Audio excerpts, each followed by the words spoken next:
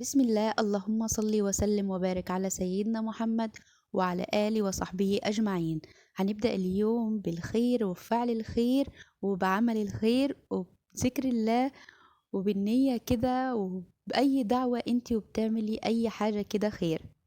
بصراحة أول ما لقيت إن الأسعار زادت والواحد بقى متضايق ومخنوق بسبب الأسعار، فقلت لأ، لازم أطلع كده حاجة لله عشان ربنا يدينا طاقة ويمد كده في حياتنا بالبركة بإذن الله. فقررت ان انا اعمل كده شوية كفتة وشوية مكرونة وقطعت شوية سلطة الموجودة عندي في البيت. انا مش يعني لما بحب اعمل اي حاجة زي كده للخير بحب اعملها الحاجة اللي عندي في البيت، يعني ما اشتريش حاجة اضغط على نفسي او اقول لا انا هجيب كده عشان اعمل. لا، انا الموجود عندي واللي انا باكل منه انا اللي بعمل منه وبطلعه للخير. فكان عندي طلعت شبت عملت مكرونة تطلع صلصة زي ما انتوا شايفين، وقطعت سلطة كان عندي خيار وجزر، ولو كان عندي اكتر من كده انا كنت هطلع. وكان عندي كفتة، كان عندي لحمة مفرومة عملتها بصل، فرمت بصل واخدت شلت المية منها وحطيت بقى ملح وفلفل وشوية كزبرة. بس انا ما بحبش اي حاجة تاني في الكفتة. بحب دايما نكهة الكفتة تكون ظاهرة، يعني نكهة اللحمة تكون اكتر بدون بقى ما نحط اي بهارات تانية او اي اضافات.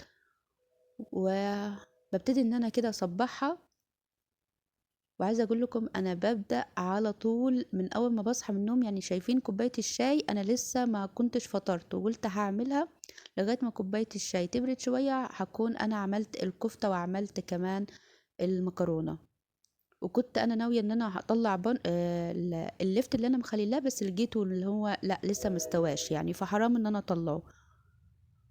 وهنا كنت بصبع على طول حمرت الكفتة، وكان عندي نجست أنا عاملاه في البيت بيتي، يعني أنا كنت فارمة الفراخ وعاملاه أنا في البيت، إني خفت إن الكفتة ما تجضيش يعني. وطلعت على طول جبت اللي هي العلب بتاعت الوجبات وابتديت إن أنا أحط الحاجة فيها. حطيت طبعا المكرونة وكانت ما شاء الله عليها الحمد لله، كانت على قد الوجبات لله الحمد يعني. واحنا طبعا واكلت ولادي منها، لان اي حاجة انا بعملها كده لازم بناكل احنا كلنا منها. وببتدي ان انا هي متقسمة لتلاتة. احلى حاجة فيها ان انا حطيت واحدة ناحية فيها مكرونة وناحية فيها الخيار والجزر اللي هي السلطة، وناحية تاني كنت بحط فيها ال- الكفتة والنجس.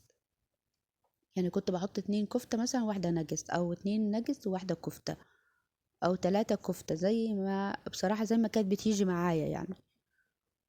وكمان باحب إن أنا أطلّع معاها عصير أو باحب إن أنا أطلّع معاها مَيّة باحب. بس بصراحة أغلب الأوقات لأ، لازم إن أنا باطلّع عصير معاها، يعني ما باعملش موضوع المَيّة ده، دايمًا عصير، عصير أو كولا. بس بما إني طبعًا في مقاطعة فلأ، أجيب إن أنا عصير، طلّعت عصير. و انا مش قاصده عشان محدش يقول انت ليه عامله كده وليه بتظهري كده. انا بظهر كده عشان لعل وعسى ان ممكن اي حد يشوف الفيديو ده فانا ابقى سبب ان هو يعمل كده، ان يطلع ويحب ان هو يعمل عمل خير. زي ما انا ممكن اشوف اي فيديو فيديني طاقه ان انا اعمل عمل الخير. بس وببتدي ان انا حطيت المعالق وادي هوريكم برضو العصير اللي انا جايباه. انا بصراحة انا وراح اوزع يعني اللي كنت مشترياه، ما كنتش محضراه قبلها زي كل مرة. كل مرة ببقى حطاه في التلاجة، بس بما ان الجو شتا ف يعني عادي ان احنا بنشرب الحاجة مش سخنة، بتبقى عادي في التلاجة عادية. وبعد ما رجعت على طول آه بصراحة كانت الركنة عندي كانت جايبة اخرها. بما ان احنا في نظافة رمضان فقررت ان انا انضف معاكم نظافة رمضان. بوريكم ازاي انا بغسل الركنة. جبت بقى كده الفوطة بتاعت دي الفوطة اللي انا مخصصاها اصلا للركنة، يعني لغسيل الركنة. بغسلها واشيلها اول ما اجي اغسل الركنة، وبغسلها بالطريقة دي. بجيب غطا حلة وبعملها بنفس الطريقة دي وبغسلها، بتبقى خطيرة، تخلي الركنة معايا بتشيل اي حاجة منها. وببدأ ان انا اغسلها كده وادعكها كويس، وتكوني ماسكة في الايد والغطا بتاع الحلة يعني، بتنضفها معايا وببتدي بحط ايه، بجيب مية سخنة وبحط كلور الوان، او بحط الجل بتاع الالوان اوكسي، وببتدي ان انا احط شوية اريال وبدعك فيها، ولو عندك اللي هي اللهلوبة بحط معلقة منها، وبدعك برضو في الحيط. دعكت كل الحيط، وديتها بقى بالخرطوم كنت بشطف، وبعدين للي حوالينها دي كنت ببدأ ان انا بقماشة كده وببتدي ان انا انشف فيها، عشان خاطر اللي هي ما تدعكش معايا وما اقدرش ان انا اجيب عليه، عشان خفت بصراحة ان البرواز يحصل له مية فيبوظ.